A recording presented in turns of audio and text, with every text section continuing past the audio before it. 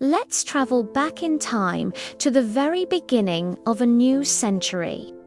The year is 1700, and we're stepping into a London unlike any you've ever known.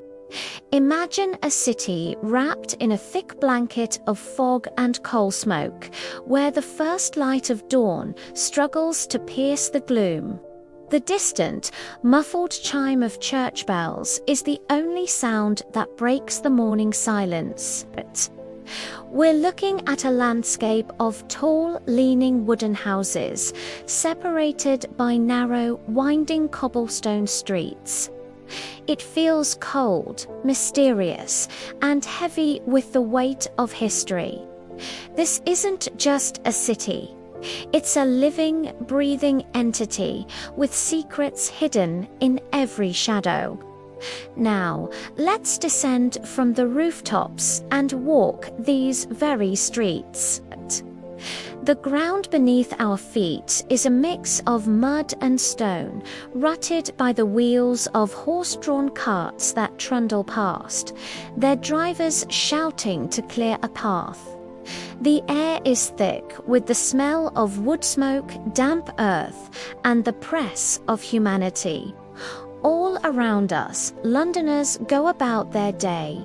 Men in their distinctive tricorn hats discuss business, while women with baskets balanced on their hips navigate the crowds. Barefoot children dart through the chaos, their laughter mixing with the cacophony of street vendors and hammering from a nearby blacksmith. It's a symphony of life, noisy, messy, and absolutely captivating. Every corner you turn reveals another layer of this bustling, sprawling metropolis. From the heart of the city, we find our way to its lifeblood, the River Thames. This isn't the clean, orderly river we know today. This is a powerful, untamed artery of commerce, teeming with wooden ships. Their tall masts create a forest against the sky. From our vantage point, we see a constant flow of activity. Small boats and ferries crisscross the murky water, dodging larger vessels arriving from distant lands. On the docks, sailors, their faces weathered by the sea, work tirelessly. They heave barrels of precious cargo tea from the East, sugar from the Caribbean, exotic spices, and pungent tobacco. The air is filled with the cries of gulls and the shouts of men, a testament to London's growing empire. As the sun begins to set, the river transforms. The fading light catches the water's surface, turning it into a canvas of rippling gold and deep shadow. A beautiful yet dangerous-looking spectacle. To truly understand daily life, we must dive into the markets, and there's no place more vibrant than Covent Garden. The moment we step into the square, our senses are overwhelmed. The air is a rich tapestry of smells: freshly baked bread, earthy vegetables, the sharp scent of fish from the river, and the metallic temps of butchered meat. Vendors, with voices honed by years of practice, shout their prices, trying to outdo one another. Shoppers, from weary housewives to smartly dressed servants, haggle fiercely, their voices a constant hum of negotiation. Our eyes dart from baskets overflowing with colourful produce to slabs of meat hanging from hooks. It's a scene of raw, energetic survival. This isn't a quaint farmer's market. It's the gritty, pulsating heart of the city's food supply, where every transaction is a small drama of its own. But this London is a city of stark contrasts. Let's leave the chaotic energy of the markets behind and journey west to the elegant and orderly districts of Westminster and Mayfair. The change is immediate and breathtaking. The narrow, muddy lanes give way to wide, paved streets. The leaning timber houses are replaced by grand stone buildings, their architecture speaking of wealth, stability, and power. Here, the air feels cleaner, the sounds more refined. Luxurious horse-drawn carriages, polished to a high sheen, glide along the avenues. From these carriages, we see the city's elite emerge. Aristocrats, dressed in the finest silks and velvets, step out with an air of effortless grace. The light here seems different to a warm, golden glow that bathes the scene, highlighting the incredible chasm between the lives of the rich and the struggles of the poor we just witnessed. This is the other side of London, a world of privilege built on the profits of the empire. As night falls, however, a darker side of London reveals itself. The city's light recedes, leaving vast pockets of darkness. We venture into the labyrinthine alleys, where the only illumination comes from the flickering, uncertain glow of oil lanterns. Here, in the shadows, danger lurks.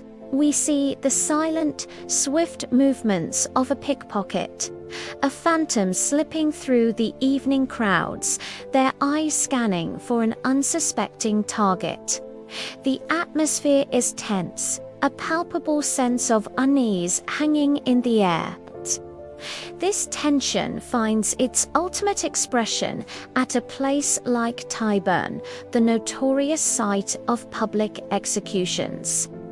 A silent, somber crowd gathers, their faces illuminated by torchlight, to witness the grim spectacle of justice, or what passed for it.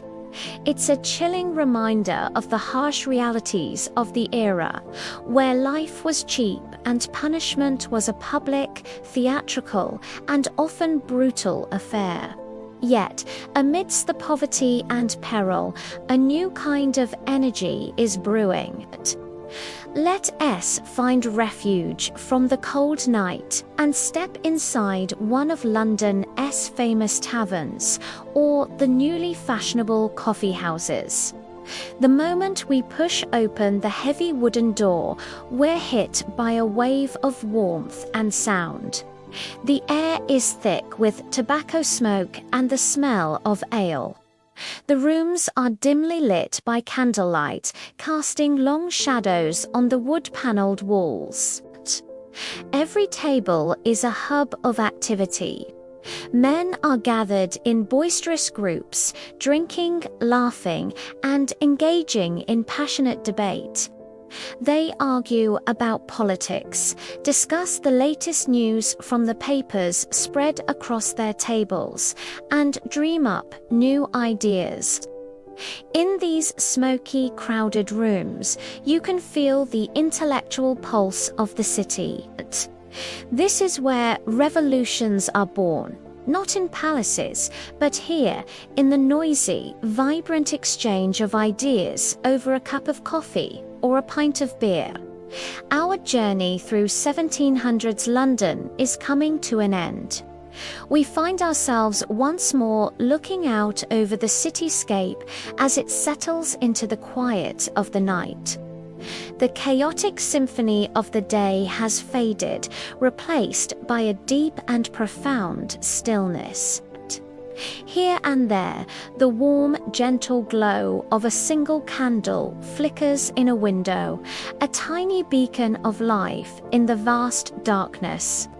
The moon casts a silvery light over the rooftops, and the fog begins to roll back in from the Thames, softening the city's sharp edges and shrouding it once more in mystery. We watch as the iconic skyline, a silhouette of spires and chimneys, slowly fades into the mist. This is the soul of old London, a city of extremes, of struggle and splendour, of grime and genius. A city that, even after centuries, continues to fascinate and haunt us. Thanks for joining this journey back in time. If you enjoyed this glimpse into the past, don't forget to like, share, and subscribe for more stories.